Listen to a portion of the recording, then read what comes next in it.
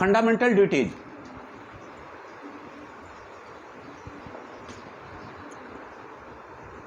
मूल कर्तव्य, ये आपको पार्ट 4A में है, पार्ट 4A। और आर्टिकल, एक ही आर्टिकल है इसमें, आर्टिकल 51A। पार्ट 4A में आर्टिकल 51A, बस एक ही आर्टिकल है इसमें फंडामेंटल ड्यूटीज में। भाग 4A के आर्टिकल 51A में आपको फंडामेंटल ड्यूटीज दे रखा है। क्या क्या याद रखना है सिर्फ बताते हैं, इसमें बहुत कोई सा बात नहीं है, बहुत टफ चीज नहीं है ये। आपको इसके अंदर जो है A से लेकर K तक टोटल 11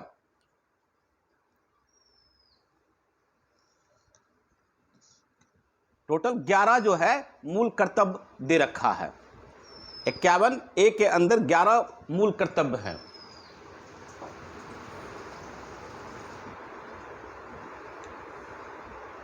नाइनटीन 42वां संविधान संशोधन के द्वारा इसको क्या किया गया था, इसको कॉन्स्टिट्यूशन में इंसर्ट किया गया था। क्या क्या याद रखना है बता दे रहे हैं, फिर थोड़ा सा इस पर डिस्कस करेंगे, ये टॉपिक खत्म हो जाएगा, बहुत बड़ा टॉपिक नहीं है ये। 42वां संविधान संशोधन 1976 इसके द्वारा जो था इसको इंसर्ट किया गया था।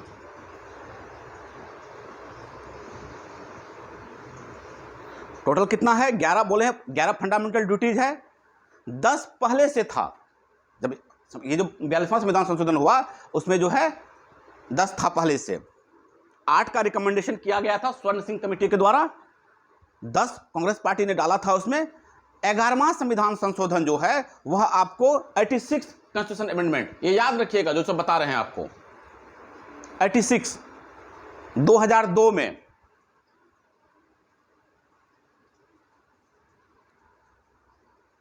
सबसे पहला 42वां संविधान संशोधन था।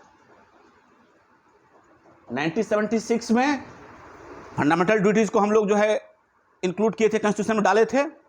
उसके बाद एक अमेंडमेंट हुआ 86 अमेंडमेंट 2002 ईस्वी में, जिसमें कि 11वां नंबर जो है उसको डाला गया था। यहां तक याद रहेगा सबको, क्लियर? हाँ ओके। चलिए अब देखिए, अब इसके लिए 2 आपको समिति है। एक तो स्वर्ण सिंह कमेटी थी जो सबसे पहले ये इसका गठन किया गया था फंडामेंटल ड्यूटीज पर अध्ययन करने के लिए। 1976 में कांग्रेस की सरकार थी, सरदार स्वर्ण सिंह इस कमेटी के जो हैं वो चेयरपर्सन थे।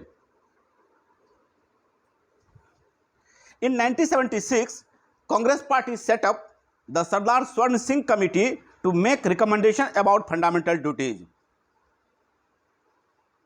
उन्होंने फंडामेंटल ड्यूटीज के रिकमेंडेशन के लिए कमेटी जो बनाई थी कांग्रेस ने, उसका इन्होंने क्या किया था, ये इसके हेड थे। और फंडामेंटल ड्यूटी की क्या जरूरत है, क्या इसकी आवश्यकता है, नीड एंड नेसेसिटी। 1975 से लेकर 1977 तक इमरजेंसी का पीरियड था। उस पीरियड में कैसे फंडामेंटल ड्यूटीज को लागू किया जाए, इसकी क्या जरूरत है, क्या आवश्यकता है, इन चीज़ों के लिए क्या किया गया था, कांग्रेस ने स्वर्ण सिंह कमेटी बनाई थी जिसका काम था फंडामेंटल ड्यूटीज के बारे में अध्ययन करना और लागू करवाना उसको। क्लियर? तो इन्होंने ही यह आइडिया दिया था, इसी ने एक क्या कमेटी ने रिपोर्ट दी थी कि फंडामेंटल ड्यूटीज के लिए एक अलग से चैप्टर होना चाहिए, सेपरेट चैप्टर सिटीजन के लिए। ओके, तो ये स्वर्ण सिंह कमेटी आप लोग याद रखिएगा, इन्हीं के रिकमेंडेशन से फंडामेंटल ड्यूटीज हमारे कॉन्स्टिट्यूशन में आया है। कांग्रेस सरकार ने कही भी थी कि हम लोग फंडामेंटल ड्यूटीज को नहीं डाले, फंडामेंटल राइट को उसको डाल दिए थे, फंडामेंटल ड्यूटीज को नहीं डाले मूल हमारे संविधान में, यह हमारी सबसे बड़ी भूल थी।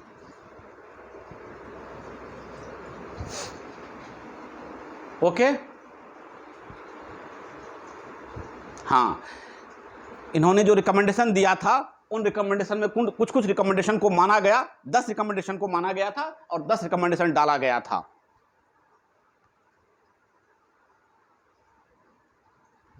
कुछ कुछ रिकमेंडेशन को जो है कांग्रेस गवर्नमेंट थी उस वक्त वो नहीं मानी थी। आपके पास उसका भी लिस्ट होगा, हम भेज देंगे, देख लीजिएगा, कोई खास बात है नहीं। जिससे एक दो हम पढ़ भी देते हैं। द पार्लियामेंट में provide for the imposition of such penalty, यानी कि ये जो रिकमेंडेशन दिया था उसमें कहा था कि अगर आप इसको नहीं मानेंगे फंडामेंटल ड्यूटीज को तो पनिशमेंट का भी प्रोविजन है। अगर पार्लियामेंट चाहे तो पनिशमेंट का भी प्रोविजन रख सकती है। इसको नहीं माना गया था। तो इस तरह से कुछ कुछ चीज़ें थी जिसको कि नहीं माना गया था। इसका रिकमेंडेशन देखिएगा, बहुत सारा है, हम पढ़ देते हैं क्या क्या रिकमेंडेशन है एक एक। आर्टिकल 51A का ए नंबर आइए। सबसे पहला, to abide by the constitution and respect its ideals and institution the national flag and national anthem, यानी कि संविधान का पालन करेंगे हम लोग, उसके बाद राष्ट्रीय ध्वज, राष्ट्रीय गान, इन सब के का सम्मान करेंगे। ये आपका ए नंबर है। हम पढ़ देते हैं एक एक करके, कुछ है नहीं इसमें। Second number, to cherish and follow the noble ideals which inspired our national struggle for freedom, स्वतंत्रता के जो हमारे नेशनल जो सेनानी थे, स्वतंत्रता सेनानी थे, हम उनका क्या करेंगे, उनका सम्मान करेंगे, उनके आदर्शों को संजोए रखेंगे। C number, to uphold and protect the sovereignty, unity and integrity of India, Bharat के की इंटीग्रिटी, संप्रभुता, एकता और अखंडता, इनको अक्षुण्ण बनाए रखेंगे। To defend the country and render national service when called upon to do so, जब कभी राष्ट्र पर आपत्ति आएगी, विपत्ति आएगी, ठीक है ना, जब भी राष्ट्र हमको पुकारेगा तो हम लोग इसकी सेवा करने जाएंगे, इनको सर्व करेंगे। Okay, next, to promote harmony and the spirit of common brotherhood amongst all the people of India. अब धर्म के आधार पे, भाषा के आधार पे, जाति के आधार पे ये हम लोगों का कर्तव्य होगा कि हम लोग भाईचारा बनाए रखेंगे। ठीक है, वुमेन की डिग्निटी का, उनका जो मर्यादा है उसकी हम लोग इज्जत करेंगे, रक्षा करेंगे, उसकी डिग्निटी को मेंटेन रखेंगे। To value and preserve the rich heritage of our composite culture, हमारा जो कल्चर है, जो हमारा बहुत बड़ा हमारा जो है, उसको कल्चर को क्या बोलते हैं हिंदी में, परंपरा, संस्कृति। हाँ, तो हमारी संस्कृति, हमारी परंपरा, हम इसका महत्व रखेंगे, इसको बनाए रखेंगे। To protect and improve the natural environment including forest, lakes, river, wildlife and to have compassion for living creatures, हम लोग जीव जंतु, वन, जो प्राकृतिक जो हमारा पर्यावरण है उसको हम लोग क्या करेंगे, उसको प्रिजर्व करेंगे, प्रोटेक्ट करेंगे, सुरक्षा करेंगे। To develop the scientific temper, humanism and spirit of inquiry and reform, ठीक है ना, वैज्ञानिक दृष्टिकोण, मानववाद, इन सबको हम लोग क्या करेंगे, इसकी सुधार करने की भावना रखेंगे हम लोग। To safeguard public property and to abjure violence, सार्वजनिक संपत्ति की सुरक्षा करेंगे, इसको जो है हिंसा से दूर रखेंगे।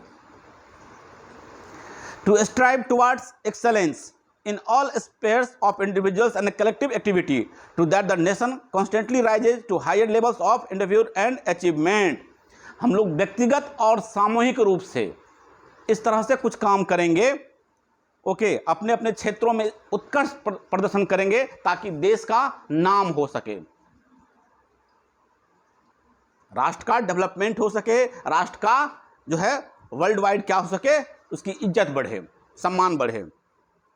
और ये जो 11वां नंबर है जिसके बारे में हम बात कर रहे थे, 86th अमेंडमेंट है 2002, इसमें इसको जोड़ा गया था। क्या है, who is a parent or guardian to provide opportunity for education to his child or as the case may be ward between the age of 6 and 14 years, यानी कि 6 से 14 वर्ष की उम्र के बच्चों को, ठीक है ना, शिक्षा जो है उपलब्ध करवाया जाएगा। और ये जो गार्जियन की ड्यूटी होगी कि अपने बच्चों को स्कूल भेजे पढ़ने, शिक्षा के लिए अपॉर्चुनिटी मुहैया कराए। सरकार तो व्यवस्था कर ही रही है, ये आपकी भी ड्यूटी रहती है कि आप उसको स्कूल भेजें। ये 11वां नंबर जो संविधान संशोधन, 11वां नंबर जो ये आपका फंडामेंटल ड्यूटीज है, ये 86वां संविधान संशोधन 2002 में इसको जोड़ा गया था। क्लियर? इस पर कुछ है नहीं विशेष बात। हाँ, ये चीज़ें हो गई। 1 2 4 अच्छा केस है, हम बताते हैं, आप लोग केस का नाम लिख लीजिए। इससे रिलेटेड जो केस है,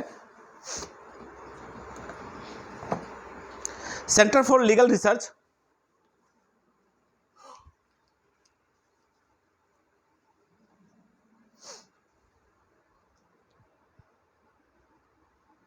central for legal research versus state of Kerala, 1986 का केस है।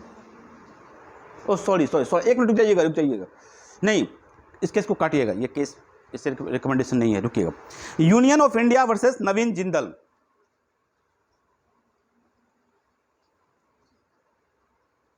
ये केस देखिएगा आप लोग। इससे पहले जो केस बोले हैं वो छोड़ दीजिएगा।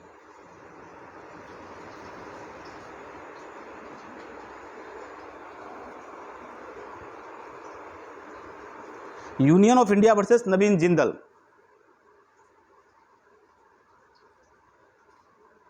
अच्छा, 2004 का case. Supreme Court held that the fundamental duties are implicit in the concept of fundamental rights. Former provides certain restrictions on the exercise of the latter. Further, the Supreme Court, एक उसी से रिलेटेड एक और case आया था, AIIMS student union versus AIIMS.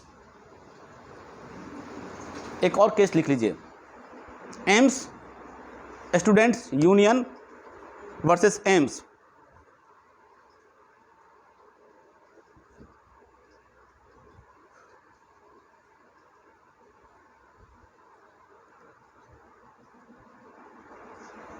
Supreme Court held that the Article 51A does not expressly cast any fundamental duty on the state. The duty of every citizen of India is the collective duty of the state. Article 51A is a yardstick against which the action of the state may be assessed.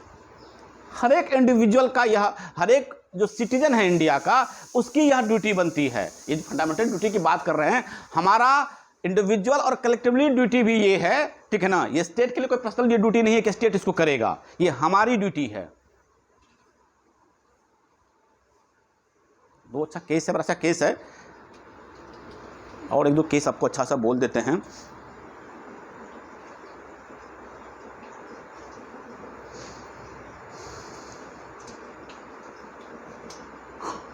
State of Gujarat versus Mirzapur Moti Qureshi,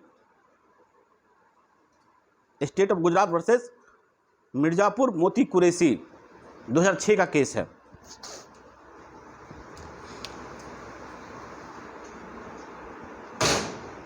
यह भी fundamental duty से related case है। State of Gujarat versus Mirzapur Moti Kureshi, KURESHI, 2006 का case है।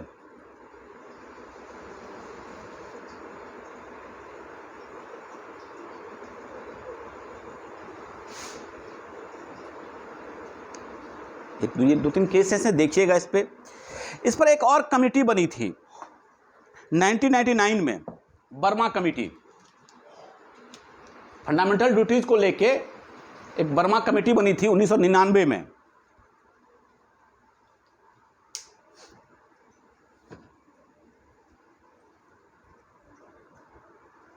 अब Burma committee का कुछ recommendation है, हम पढ़ते हैं, सुनिएगा। इसमें इन्होंने कहा था कि जो हम फंडामेंटल ड्यूटीज दिए हैं ना, जो आपका ये स्वर्ण सिंह कमेटी में जो ये सब आया था, इस पर कुछ कानूनी प्रावधान भी होना चाहिए। इस पर ये रिकमेंडेशन किया था बर्मा कमेटी ने। क्या क्या रिकमेंडेशन था, सुनिएगा। राष्ट्र गौरव अपमान निवारण अधिनियम 1971, यह भारत के संविधान, राष्ट्रध्वज, राष्ट्रीय गान के अनादर का निवारण करता है। बहुत से आपराधिक कानून लोगों के मध्य भाषा, मूल वंश, जन्म स्थान, धर्म आदि के आधार पर भेद भगाने वाले को दंड देने की व्यवस्था करता है। सिविल अधिकार संरक्षण अधिनियम 1955 जाति एवं धर्म से संबंधित अपराधों पर दंड की व्यवस्था करता है। ये सब जरा वर्मा कमेटी का रिकमेंडेशन था। वन संरक्षण अधिनियम 1980 वनों की अनियंत्रित कटाई एवं वन भूमि के गैर वन उद्देश्य के लिए इस्तेमाल पर रोक लगाता है। यानी कि कुछ कुछ ऐसी चीजें हैं वर्मा कमेटी की रिपोर्ट के हिसाब से कि अगर आप इसका उल्लंघन करेंगे तो आपको पेनल्टी दिया जाएगा, आपको सजा का प्रावधान है। जैसे अभी भी जंगल काटने पर सजा का प्रावधान है, ये इसी कमेटी से आया था। ये आपका कमेटी का याद रख लीजिएगा आप लोग, ये 1999 की कमेटी है वर्मा कमेटी, इसमें याद रखिएगा वर्मा कमेटी का।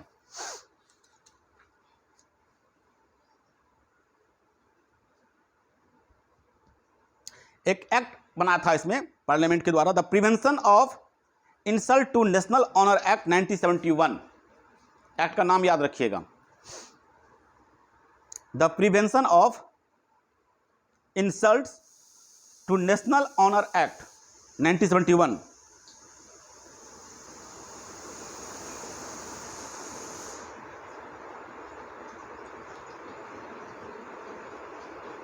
ओके 1972 का हमारा वाइल्ड लाइफ एक्ट है ना, पढ़े हो 1972 का, ये आप लोग को लॉ के बुक में पढ़नी भी है आप लोगों को। The wild life protection act of 1972। हम लोग फंडामेंटल ड्यूटी में क्या पढ़े हैं? हम लोग पढ़े हैं कि हम लोग वन्य जीव की सुरक्षा करेंगे, ये हमारा फंडामेंटल ड्यूटी है। वर्मा कमेटी रिपोर्ट आपको वाइल्ड लाइफ जो है 1972 का यह एक्ट बना, जिसमें कि है पेनल्टी है अगर आप नहीं करेंगे तो। The wild life protection act of 1972, उसमें जो है रेयर स्पीसीज है उसको बचाने की बात की गई है। तो ये सब एक्ट पढ़िएगा। तो ये दो कमेटी याद रखिएगा फंडामेंटल ड्यूटीज को लेकर, स्वर्ण सिंह कमेटी और वर्मा कमेटी।